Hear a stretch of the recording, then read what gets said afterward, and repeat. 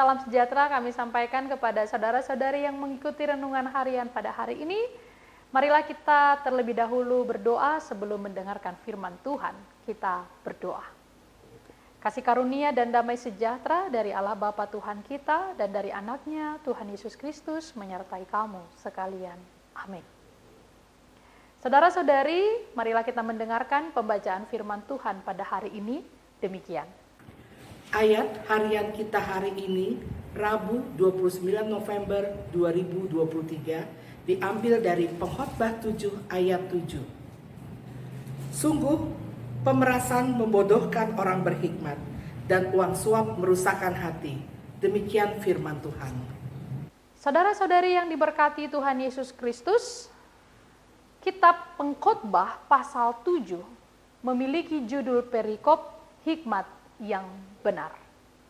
Kalau kita membaca secara keseluruhan pasal ini, kita akan melihat dari ayat yang pertama bagaimana kita bisa melakukan hal-hal yang diminta di dalam nats hari ini menjadikan kita menjadi orang yang lebih berhikmat. Kalau kita mulai dari pasal pertama dikatakan nama yang harum lebih baik daripada minyak yang mahal, dan hari kematian lebih baik daripada hari kelahiran. Dan seterusnya pada ayat yang kedua dan sampai pada ayat yang ketujuh menjadi renungan hari ini. Dimulai dari ayat yang pertama mengajak kita untuk semakin memahami apa yang harus kita lakukan secara praktik hidup sehari-hari untuk menjadi orang yang semakin berhikmat. Hikmat yang benar, inilah judul perikop. Hikmat yang benar berarti mengajak kita menjadi orang-orang yang berhikmat. Kenapa penting untuk menjadi orang yang berhikmat? Saudara-saudari, dunia tidak kekurangan orang yang cerdas. Kita memiliki banyak sekali orang-orang yang memiliki titel yang tinggi, gelar yang tinggi. Bahkan sampai pada profesor, dunia memiliki banyak orang-orang yang memiliki gelar-gelar yang tinggi. Tetapi tidak berlebihan jika mengatakan dunia kekurangan orang yang berhikmat. Kalau gelar itu diperoleh dengan mengeluarkan uang yang banyak, tetapi hikmat, Yakobus menuliskan, kita mendapatkannya secara cuma-cuma, yaitu melalui doa, permintaan, dan permohonan kita kepada Tuhan. Kalau pengkhotbah hari ini mengajar kita untuk menjadi orang yang berhikmat, apakah yang harus kita lakukan untuk menjadi orang yang berhikmat menurut kitab Pengkhotbah? Kita akan lihat langsung pada ayat 7. Karena renungan harian hari ini dimulai daripada ayat yang ke-7 dengan kata, sungguh pemerasan membodohkan orang berhikmat dan uang suap merusakkan hati. Ada dua tindakan yang tidak boleh dilakukan oleh orang-orang yang berhikmat. Yang pertama yaitu pemerasan dan yang kedua adalah menerima uang suap. Saudara-saudari, mengapa pemerasan disebut membodohkan dan mengapa uang suap merusakkan hati?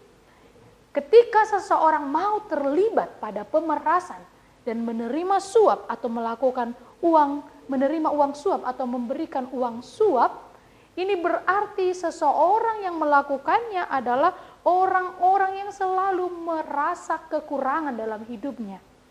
Siapapun yang melakukan pemerasan berarti pemaksaan demi memperoleh keuntungan untuk dirinya sendiri. Ini menjadi suatu tanda bahwa dia orang yang tidak pernah bisa hidup dengan kata cukup, tetapi selalu merasa kurang.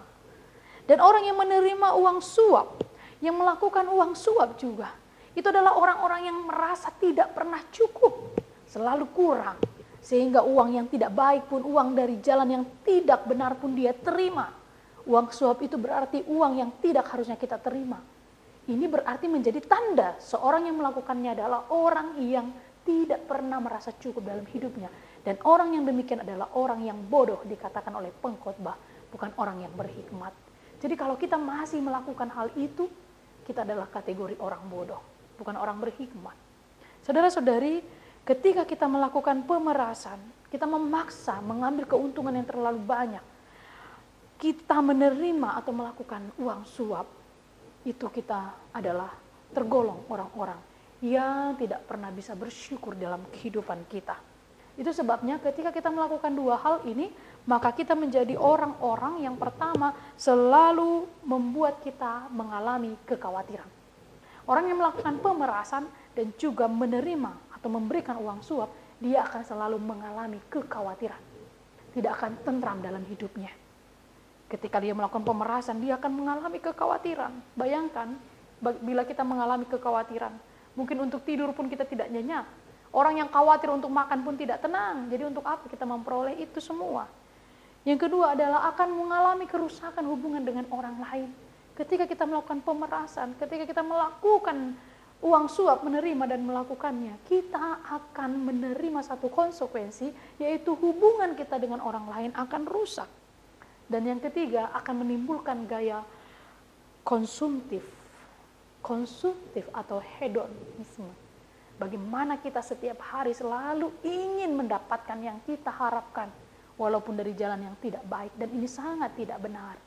Mengorbankan banyak harta kekayaan hanya untuk demi gaya hidupnya, ini sangat tidak baik. Saudara-saudari, jika kita sudah melakukan itu semua, maka kita tidak akan memperoleh damai sejahtera dan kita bukan orang-orang berhikmat. Jadi hari ini, mari kita hentikan. Selalulah merasa cukup dengan apa yang kita miliki, dengan pakaian yang kita miliki, dengan rumah yang kita miliki, keluarga yang kita miliki, atau apapun yang kita sudah dapatkan hari ini.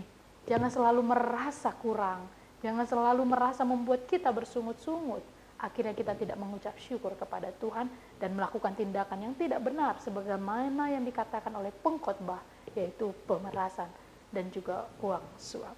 Kiranya firman ini mengingatkan kita, meneguhkan iman kita semua. Tuhan memberkati. Amin. Marilah kita berdoa. Bapa Surgawi, terima kasih karena firman-Mu telah kami dengarkan. Kami percaya bahwa Engkau akan menguatkan kami melakukannya melalui Roh Kudus-Mu, dan tuntunlah kami agar kami benar-benar dapat menghayati firman-Mu. Biarlah kami merasa cukup atas apa yang ada pada kami, Tuhan.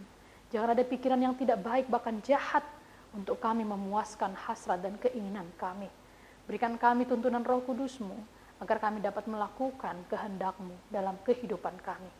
Berkatilah jemaat yang mendengarkan firman Tuhan pada hari ini, jemaat yang mendengarkan renungan pada hari ini, yang sedang bergumul, Tuhan berikan penghiburan, yang sedang berduka, Tuhan berikan kekuatan, yang sedang mengalami sakit penyakit, Tuhan memberikan kesembuhan. Dengarlah doa kami, terimalah doa kami, ampunilah dosa dan kesalahan kami. Di dalam Kristus Yesus kami berdoa dan mengucap syukur. Anugerah dari Tuhan kita Yesus Kristus, kasih setia dari Allah Bapa, dan persekutuan dengan Roh Kudus menyertai kamu sekalian. Amin. Selamat beraktivitas Bapak Ibu dan saudara-saudari yang diberkati Tuhan Yesus Kristus. Salam sehat, Tuhan memberkati.